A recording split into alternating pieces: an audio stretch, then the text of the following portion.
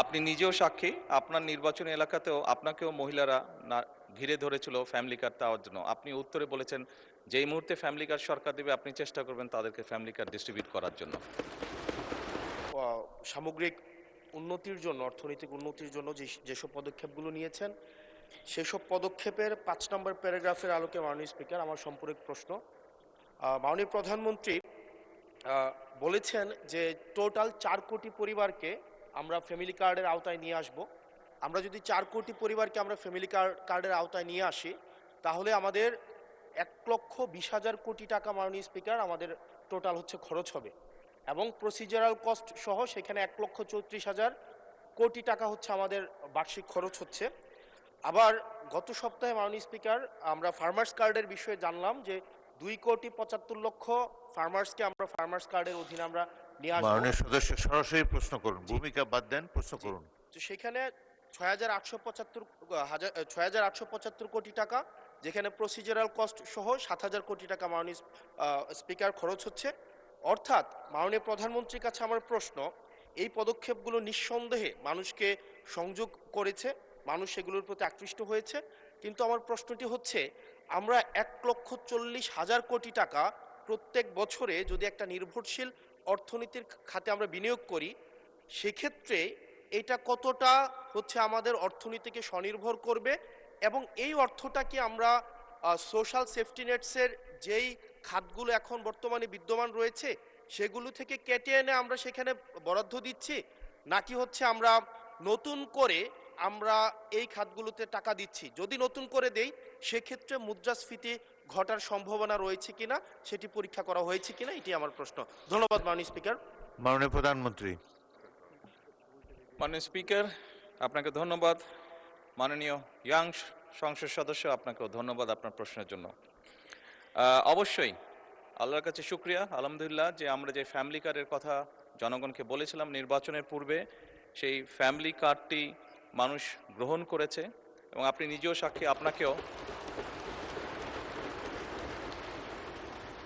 আপনি নিজেও সাক্ষী, আপনার নির্বাচনী এলাকাতেও আপনাকেও মহিলারা না ঘিরে ধরেছিল ফ্যামিলি কার্ড দেওয়ার জন্য। আপনি উত্তরে বলেছেন, যেই মুহূর্তে ফ্যামিলি কার্ড সরকার দেবে আপনি চেষ্টা করবেন তাদেরকে ফ্যামিলি কার্ড ডিস্ট্রিবিউট করার জন্য। মাননীয় সংসদ সদস্য, আপনি নিশ্চয়ই এটি অনুধাবন করতে পারবেন যে ৪ কোটি পরিবারকে আমরা ফ্যামিলি কার্ড দিব। আমরা পর্যায়ক্রমিকভাবে সরকার এটা দেবে। পৃথিবীর কোনো সরকারের পক্ষেই একবারে এটি করা সম্ভব না। এই ডাটাগুলো কালেক্ট করতে হবে, কার কি অবস্থা, প্রত্যেকটা ফ্যামিলির ডাটা কালেক্ট করবে, পর্যায়ক্রমিকভাবে আমরা দিব।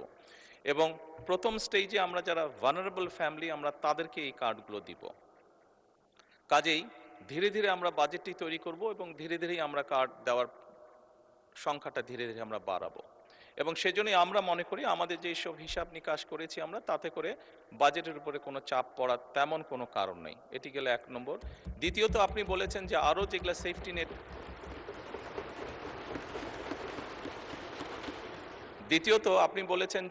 যেগুলো social security safety net program আছে সেগুলির সাথে কনফ্লিক্ট করবে কিনা। মাননীয় সংসদ সদস্য, আপনি যদি দেখেন এই মুহূর্তে যে কটি ধরনের ডিফারেন্ট কাইন্ডের এই ধরনের প্রোগ্রাম আছে, আপনি যদি সবগুলোর অর্থ সহযোগিতা অ্যাড করেন, দেখবেন যে ফ্যামিলি কার্ডে যেই ২,৫০০ টাকা দেওয়া হচ্ছে সবগুলো অ্যাড করলেও সেটার পরিমাণ না। অর্থাৎ ফ্যামিলি কার্ডে যেই সহযোগিতা দেওয়া হচ্ছে টাকার ভলিউমে সেটা সবচেয়ে বেশি, ভলিউমে বেশি, ২,৫০০ টাকা কোনোটাই। সবগুলোকে একজন মানুষকে যদি সবগুলো সুবিধা দেন এই মুহূর্তে যেগুলো চালু আছে, তাহলে একজন লোক ২,৫০০ টাকার কম পাচ্ছে, বেশি পাচ্ছে না।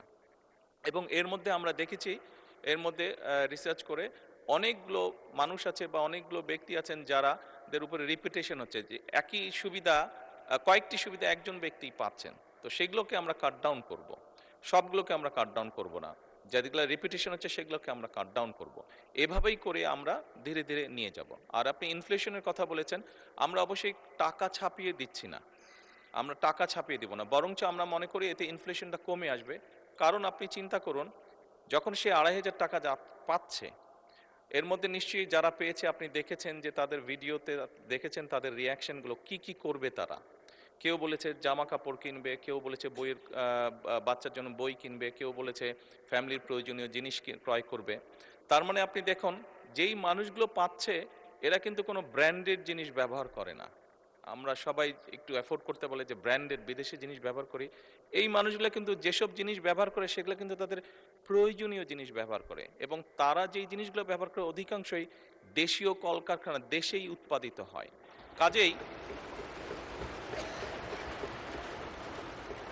কাজেই মাননীয় সংসদ সদস্য, এই টাকাটা যখন তার কাছে যাচ্ছে, সে যখন খরচ করছে, এই টাকাটা কিন্তু গ্রামীণ ইকোনমিতে ব্যবহৃত হচ্ছে।